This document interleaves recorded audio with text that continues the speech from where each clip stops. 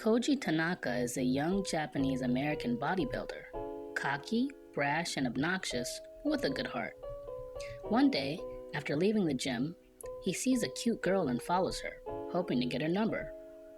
Seeing her enter a strange, seemingly abandoned warehouse, he quickly follows her, where he discovers Takubamu, or table bomb, the dark side underground of table tennis. And the girl, the world champion.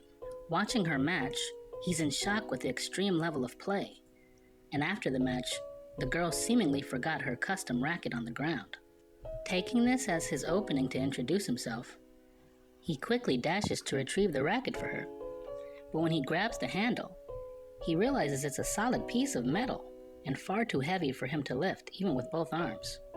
While straining, the girl casually walks up, ignoring him, and tosses the racket into her bag. And without a care, she simply walked by him without even acknowledging he existed.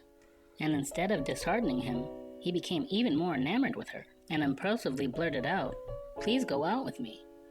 Blushing and feeling dumb, he was sure she'd ignore him further and keep walking, but instead, she walked back and coldly said, "Reach the top of the table tennis world and beat me.